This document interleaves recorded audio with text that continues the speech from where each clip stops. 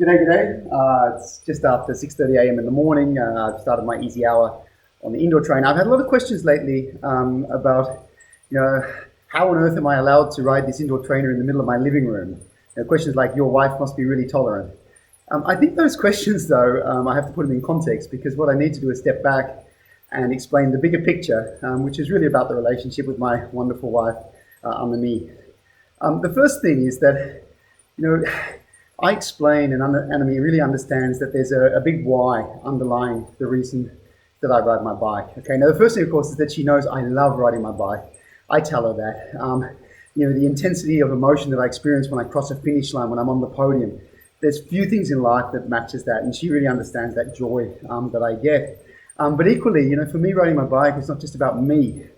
I really do have a mission. I do really have a desire to inspire other people into this beautiful sport, and to show them actually that it is possible, to juggle those three balls of your career, your family, and yourself. So, Anne-Mie's aware of that. She's aware of how inspired I am, actually, to encourage others to be the best that they can be. Now, beyond the why, there's also a very practical, what. And what is the what? What is about goals and objectives? So I sit down with Anne-Mie, we talk, and what I explain to her are my goals. So for next season, this is what I'd like to do. I'd like to go to the World Masters Games, or I'd like to race the World Masters Track Championships in Manchester. I explain these things to her, but equally, though, what she then does is explain to me, what her goals are for the coming months or year. What her passions are, her hobbies, how she wants to, invest her energy. And then when it comes down to really is a negotiation, and it has to be fair, it has to be reasonable. So some years actually, when I realize that my work and family commitments are too high, I step back from my sport for maybe 6 months, maybe a year. And for me, that's okay because I've got 30 more years to ride my bike. So I always keep that long-term perspective. So what it's about here also, so the third thing is being flexible, being realistic. I have friends who are in their mid-30s, flying in their careers. A woman I was speaking to recently, she has 2 kids, she's working 40 hours a week, and she also wants to be competitive in cycling. That's putting yourself under a huge amount of pressure, and something has to give, and it's often your happiness or the happiness of your partner. So be realistic, and remember, it's not all me.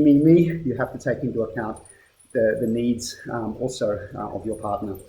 The fourth thing here is around mood. When you're training really hard, when I'm training for a big world level event, the UCI World Granfondo Championships or the World Masters Games, I might be training 15 or 20 hours a week. I get tired. So, what happens when you're tired? When you're trying to lose weight, you're hungry, you get grumpy. So I'm very aware of my mood. And, I try to be conscious not to take out things, on my wife and my kids because I'm in a bad mood.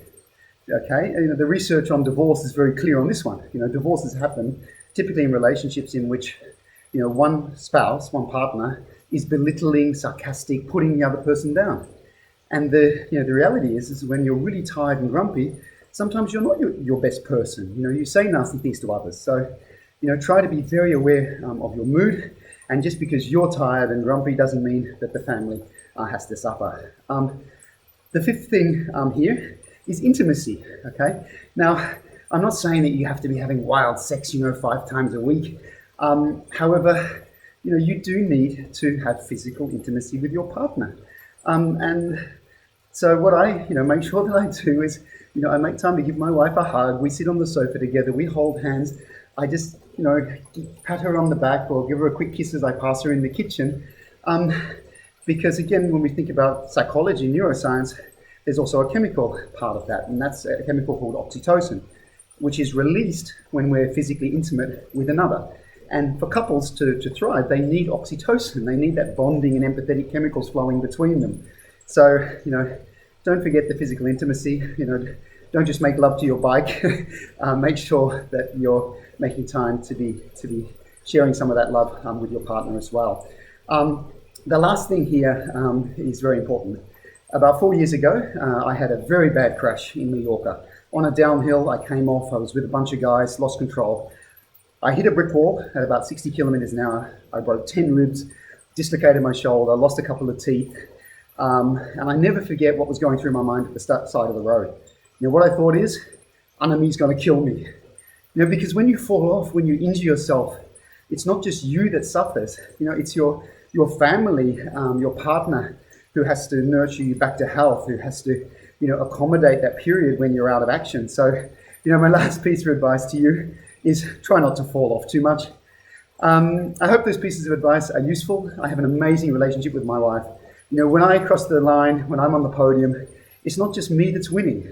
It's my whole family, because they're all part of this cycling life. So I hope this advice is useful for you. If you like the video, please give us a thumbs up. Please subscribe to the channel. And I look forward to seeing you on the next episode of This Cycling Life.